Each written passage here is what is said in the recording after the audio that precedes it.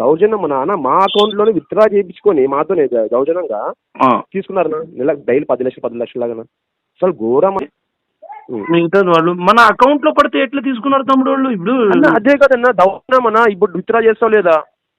Account లో పడిన డబ్బులు డైలీ 10 లక్షలు తీసుకున్నారు. అదే ఇప్పుడు 12 ఎకరాల 15 సెంట్లు తమ్ముడు మీది. అవునన్నా అవునన్నా. Survey number 73. అవునవునా.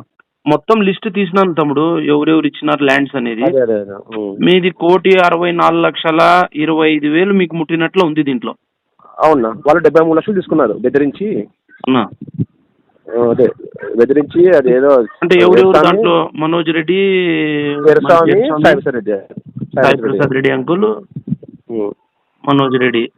అదే సింగిల్ గా పోరాడుతున్నా మన పార్టీ గెలిచినప్పటి నుంచి పోరాడుతున్నాను వాళ్ళతో. డైరెక్ట్ మనోజ్ రెడ్డికే కాల్ చేసి మాట్లాడినా, మీరేమో సలహా ఇస్తే ఇట్లా ఇట్లా ఇట్లా పోవాలని చెప్పేసి అంటే గట్టి నిలబడతాను నేను కూడా. తమ్ముడు సలహా ఏం లేదు, మనం డెమోక్రసీ కంట్రీలో పుట్టినాము. అవునవును, నీ హక్కు అది. ఇప్పుడు సపోజ్ అన్నప్పుడు మా నాయన ఒక 20,000 ఎకరా పెట్టిపోయినాడు. ఈ రోజు ఏదో కాలేజ్ వస్తా ఉంది, రోడ్ వస్తా ఉంది, ఎయిర్పోర్ట్ పడతా ఉందంటే వెంకటేశ్వర స్వామి కలిగించిన భాగ్యం మాకు.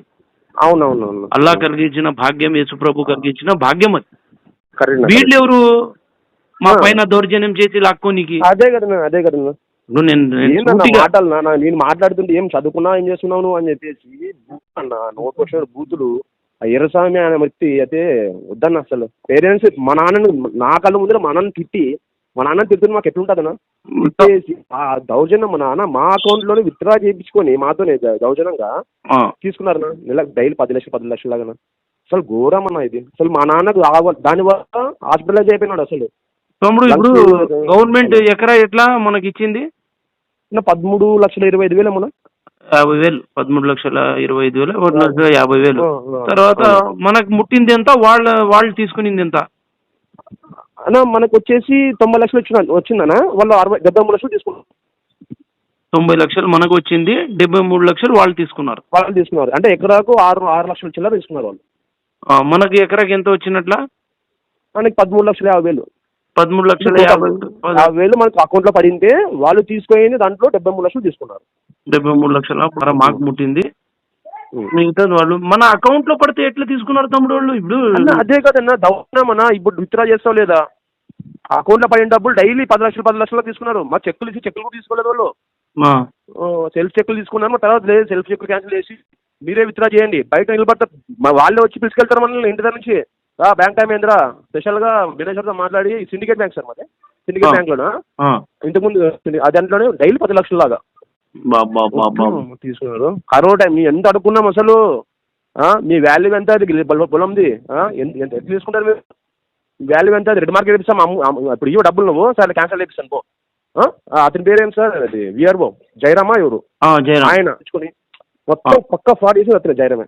నాకు వాళ్ళ ముందు జయరామ్ కాల్ చేస్తాడు, జయరామ్ అది వీళ్ళు ఉంది కదా అది క్యాన్సిల్ చేసేయి, అమ్మేది రెడ్ మార్కెట్ ఇద్దాము, వీళ్ళు ఏం ఓవరాక్షన్ చేస్తున్నారు ఎవరు వీళ్ళు అని నా దగ్గర మాట్లాడి సార్ అసలు దౌర్జన్యం అసలు.